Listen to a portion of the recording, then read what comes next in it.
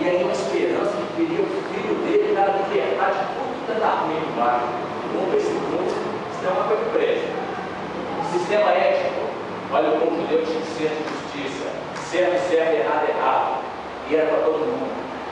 Então, opa, todo dia eu fico estranho essa família do lado agora aí, esse povo que fica gritando aí, esses loucos lá, mas que uma família deles, sabe?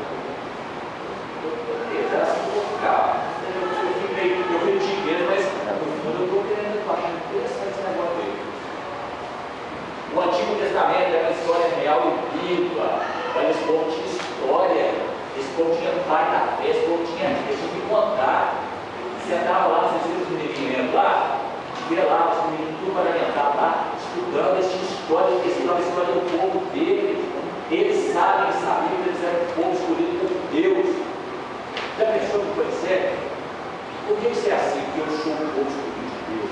Eu estou sendo sorte, eu ainda vai mandar um indicador, eu vou pular para cá, eu vou ficar aqui desse povo aqui. Então o povo estava ali meio namorado com essas coisas. A filosofia da história, olha você ver, lá é a filosofia da história. O logos, o conhecimento intelectual podia contar a partir de uma história dele real. Mas estava nos base em quê? Seu Deus já tirou você da mar e fez você passar bem? O Deus já. O seu Deus te deu, você estava com fome, o seu Deus te punha pão, te punha maná na porta da sua barraca, e ele era tão bom que ele não deixava comer pão aqui, não. E no dia, jogar a bola, tinha que comer nu. Seu Deus mandava um anjo de madrugada, você acordava na sua porta. Seu Deus punha nuvem em cima de você para andar. Seu Deus punha tocha para iluminar. Ei, Jeová! Ah, meu Deus! Meu Deus fazia isso. O Senhor me conta a história do Senhor. Ao meu final do Olimpo. Deve ser uma diferença do Lidão, tem de lá. E eu tenho que matar a gente, levar lá para ele poder ter que parar. Está entendendo? A filosofia da história, o bloco intelectual, conhecimento, história viva, real. Fala aí. Na história real, hoje nós temos a experiência de estar em Israel, nós tivemos uma época de festa lá. Nós íamos observar eles lá almoçando, todas as famílias vão aos restaurantes, mas tudo é fechado, né? O hotel fechado, ficou fechado, não tinha nem recepcionista familiar. Nós vimos com a família dele. A família dele era todo com um vasinho, lá no bancão, todo mundo na orando, né? Eu sei que mais vezes deu todo mundo branquinho, né? Todo mundo branco, pele e tal. Já pensou, gente, o negão judeu? Eu olhei lá para ele. Tá fora. Judeu, negão, Jorge. Negão parece que esse negão. Ah, meu pai, só para conversar com ele. A resposta que ele deu: eu sou reconhecido, eu sou com cidadania. Vou voltar até aqui, só um minutinho. Olha só o que eu coloquei. Olha aqui, se é viver isso aqui, ó. Olha, história real e viva, né? Aí o moço virou para mim assim: eu tenho minha carteira de judeu, sou reconhecido pelo Estado, porque eu sou descendente da rainha de Sabá do Salomão.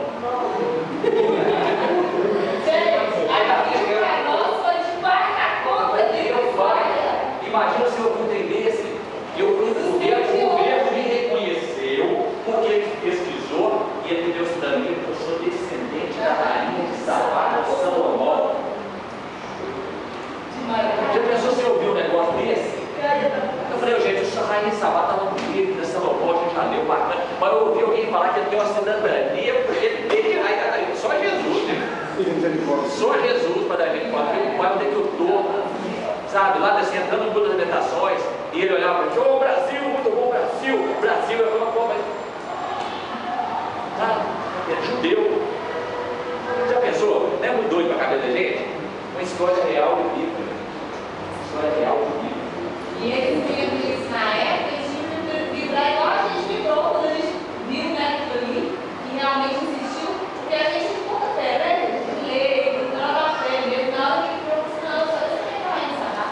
Como a gente fala assim, eu vou ler agora, como a gente fala assim, depois da igreja vai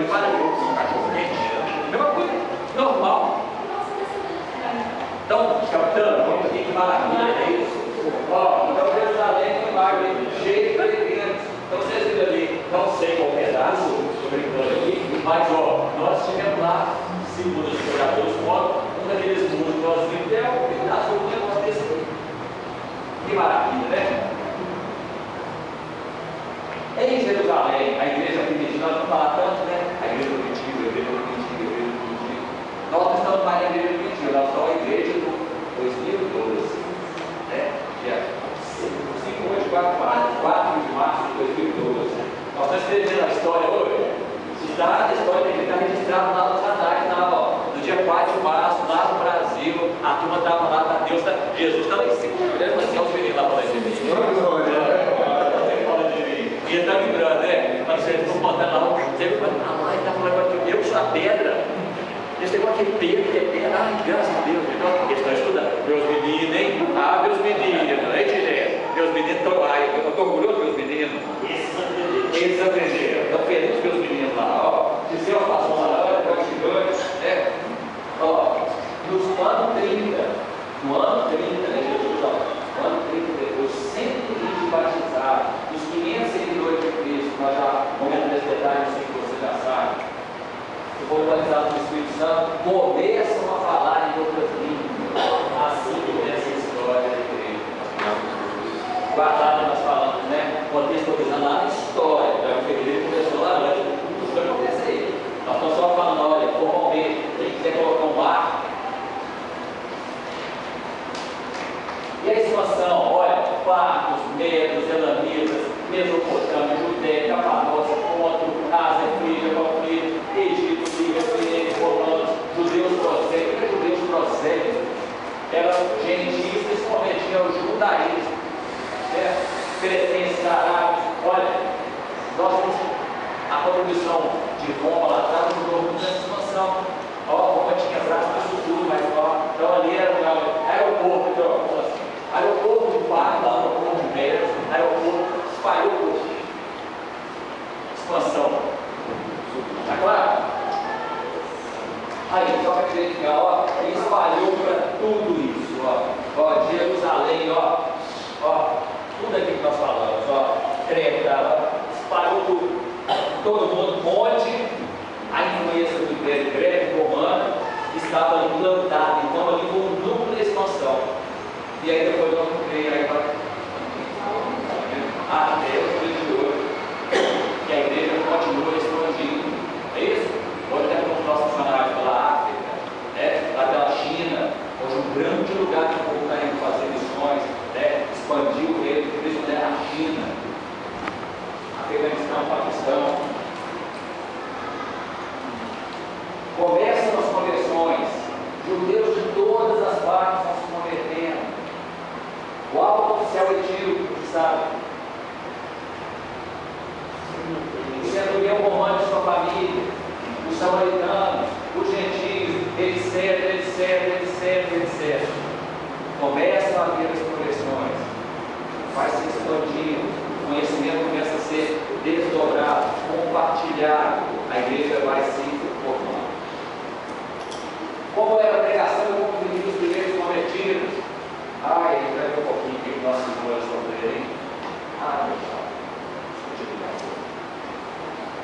Atos 2 conta assim, ó, esteja absolutamente certa, pois toda a casa de Israel, de que a este Jesus, que vós crucificaste, Deus o fez Senhor e Cristo. Esta era a mensagem que as pessoas estavam levando. Ouvindo essas coisas, compungiu-se o coração e perguntaram a Pedro e aos demais apóstolos: que faremos, irmãos? Respondeu-lhes Pedro: arrependei-vos e cada um de vós seja batizado em nome de Jesus Cristo para a remissão dos vossos pecados e recebereis o nome do Espírito Santo. Então o núcleo da pregação deles era arrependei-vos. O batista gritava assim lá no deserto, não era? Arrependei-vos.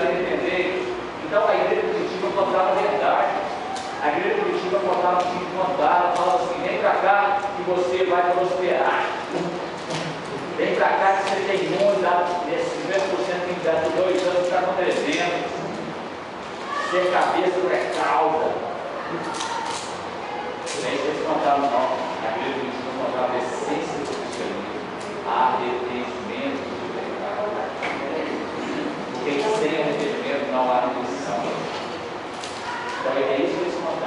pegava arrependei-vos, arrependei-vos, arrependei-vos, arrependei-vos. Será que a igreja que volta está mostrando para esse recado para a turma, arrependei-vos, arrependei-vos? Ou se falar arrependei-vos hoje, os clientes vão embora? Se falar hoje, arrependei-vos, que eu não estou fazendo isso, a pregação foi muito dura.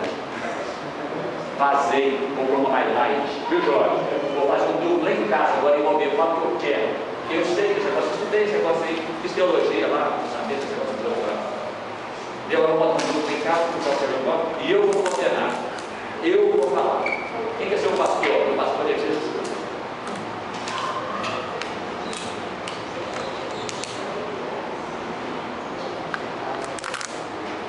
Pois, para vós outros é a promessa, para vossos filhos e para todos que ainda estão longe.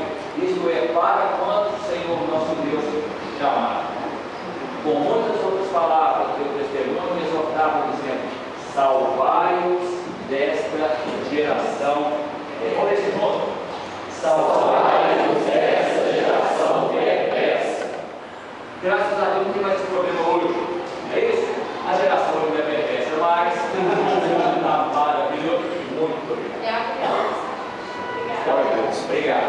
Então, o mundo hoje, a geração é tranquila, todo mundo, a ética prevalece, né? A ética ou é verdade, é mentira, não tem se ensino, não tem nome, é tudo se ensina ou não, é assim? Então, esse maravilha só da igreja permitiu, certo? Não. Continua valendo mais do que nunca, né? A geração está, continua obedece? A mensagem que eles falaram conosco, arrependei-nos, salvai-nos, continua valendo para hoje? Atualíssima, né? Ainda mais, salvar essa geração perversa, gananciosa, a geração que só pensa nela, a geração egoísta. Jesus é altruísta, Jesus é para fora, o homem está aqui, o homem tem, Jesus fala do Pai.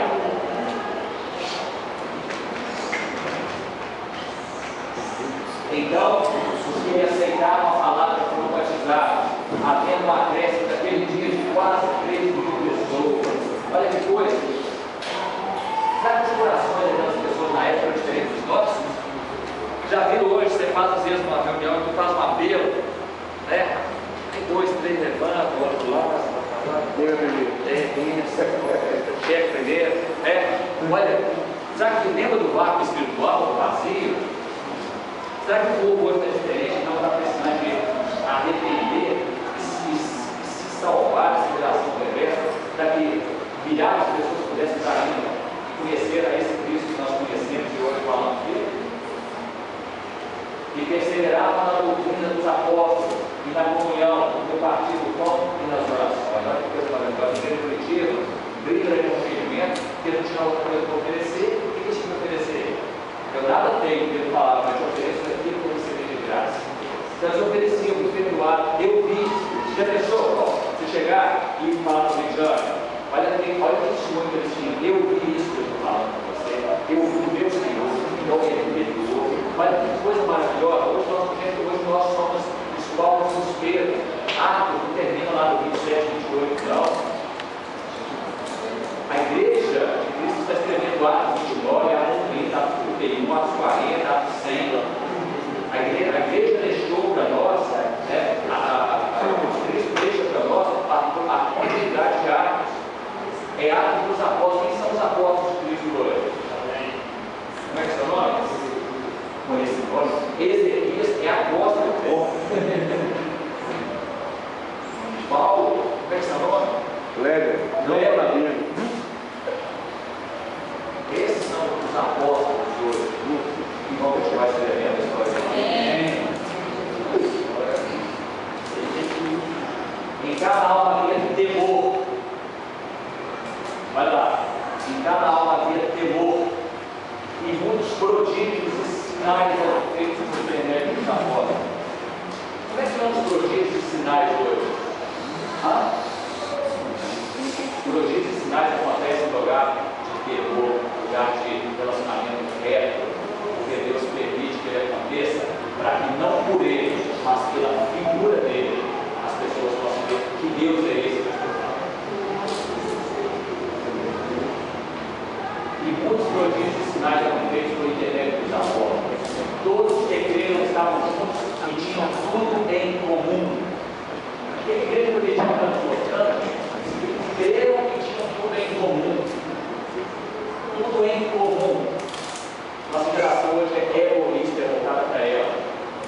Isso é meu, isso é seu. O nosso está muito complicado. Vendiam suas propriedades e bens, distribuindo o produto entre todos, à medida que alguém tinha necessidade. Que é o exemplo maior do que é comunhão. Eu hoje tenho trabalho, eu posso ajudar. Mas amanhã você pode não ter um trabalho. Mas eu posso ajudar. Aí eu posso não ter, depois eu posso ter, você não tem. Isso é comunhão? Isso é compartilhar? Será que isso é básico na vida cristã?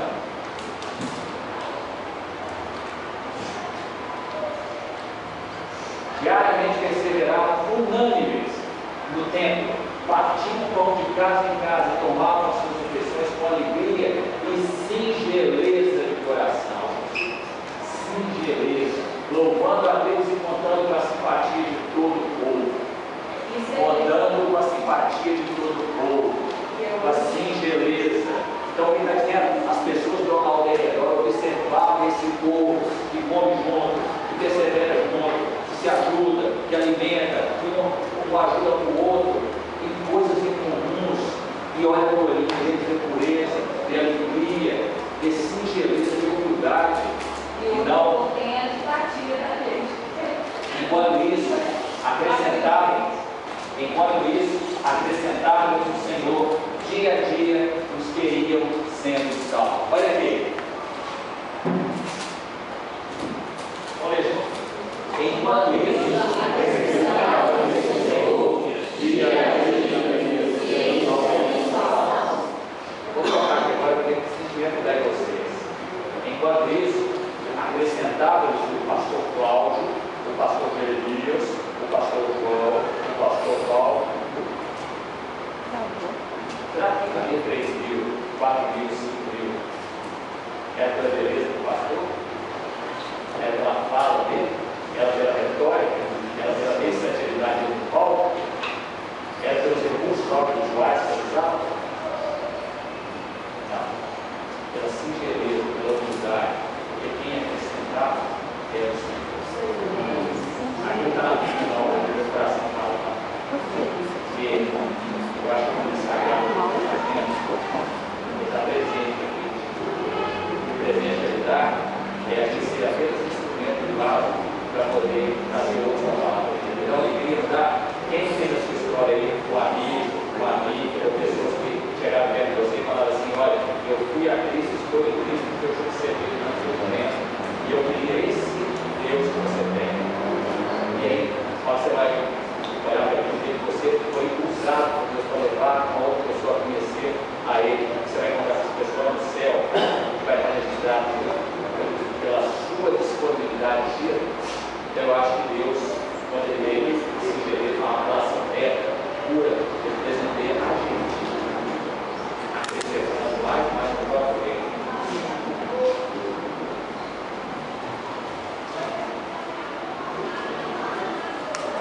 Aí, assim eles ficaram, olha lá, reunidos, conversavam, aprendiam, olha lá, o pão, ali eles diziam, hoje não tinha Bíblia não, gente. Hoje com Bíblia era difícil sentar lá no sofá, ler, abrir o jornal, ver o jogo, mostrar o clássico das multidões, e 4 horas da tarde. Era roupa, calor demais, eu vou. Depois eu vou ter, mais tarde eu vou pegar. Eles não tinham Bíblia, eles não tinham nada. Um anota o outro, qual sabe que você está agora, essa Bíblia aí, esse pessoal nesse aqui, fica lá. Você tem que contar, igual aquele mano lá, e, lá não compra, não, lá, não. Aí é por mim. Traz aí para nós, é o guia aí, gente, você compartilhando, contando, aprendendo, dividindo com o outro. Olha que coisa maravilhosa. Sabe o que nós falamos hoje? Quando nós vamos ver o estudo agora a gente ir à missa.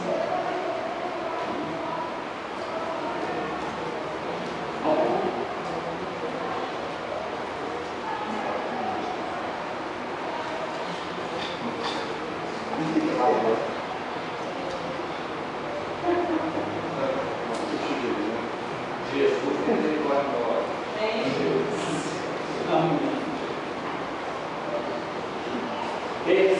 perseguição. Os judeus, esse povo começou a ser perseguido, né? Começou a incomodar, claro. Você vai começar a criar problema.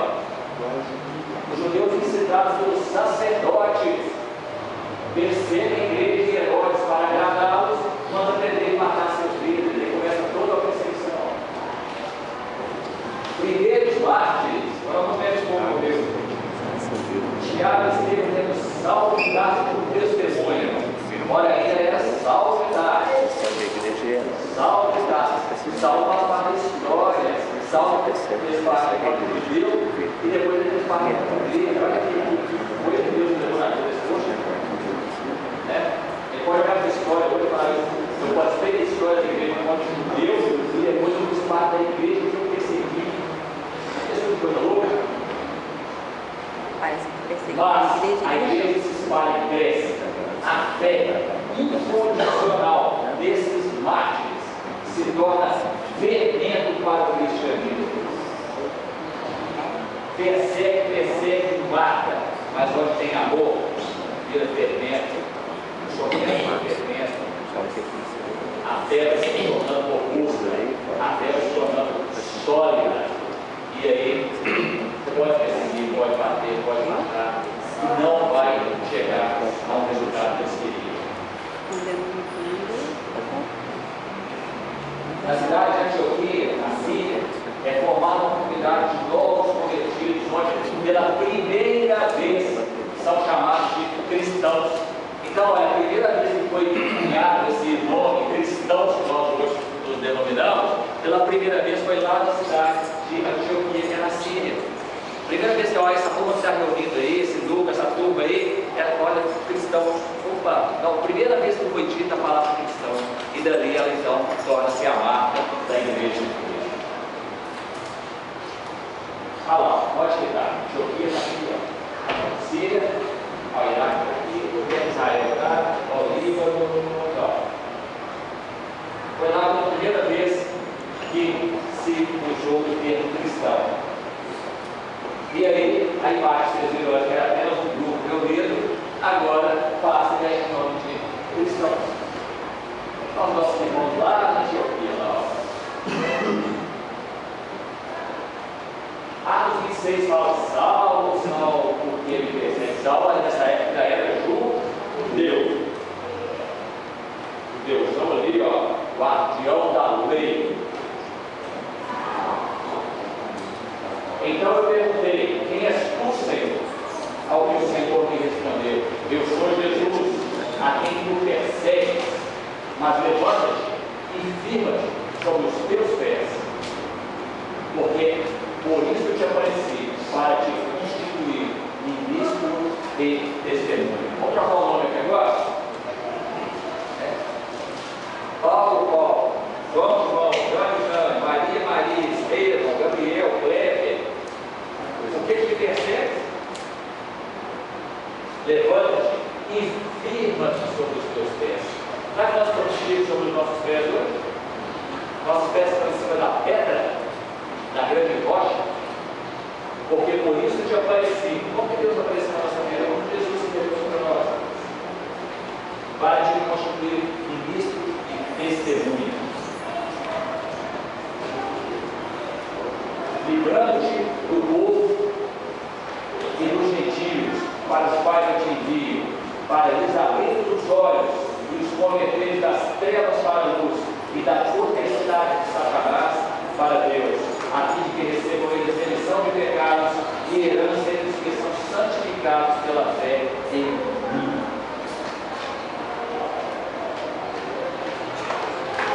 Então, Saulo recebe essa incumbência, recebe esse chamado, recebe esse comissionamento para livrar, para falar para o gentio, para levar a palavra de Deus.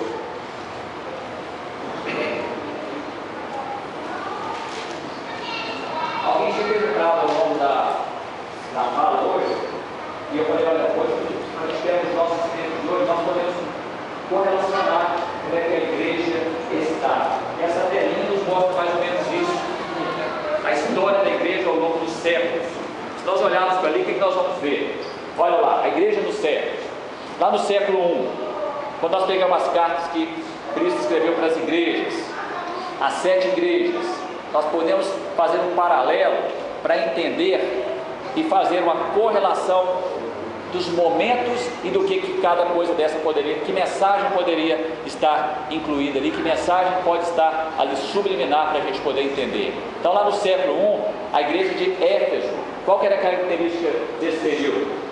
Olha lá no início do século, primeiro século, pureza apostólica, nós estávamos falando agora, a pureza que a igreja tinha, a igreja primitiva, e nós estamos ali, a grande mensagem era de arrependimento, a grande mensagem é arrepender, cada povo do compartilho, do compartilhar, da pureza, do aprendizado conjunto, da igreja começando a afirmar toda a sua base por onde ela cresceria.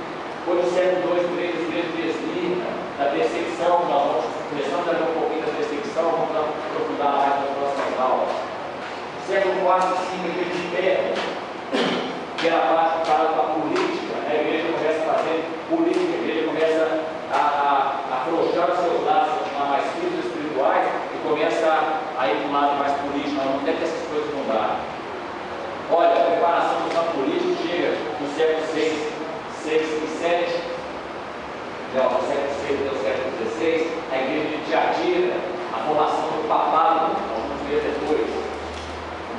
No século XVI e século XVIII, a igreja de Sardes, tem a reforma da igreja, Roma, começou a ter compromissos políticos, aí tem o papado, toda a história de Roma, a necessidade da reforma, os rebeldes que não aceitavam mais algumas coisas que a igreja estava querendo impor por verdades absolutas.